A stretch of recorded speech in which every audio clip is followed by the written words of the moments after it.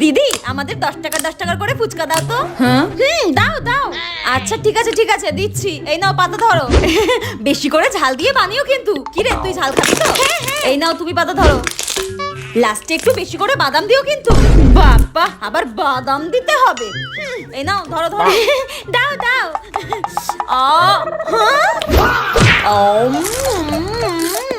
এটা কি হলো? দারুণ হয়েছে। আর একটা দাও তো। এই নাও। দাও।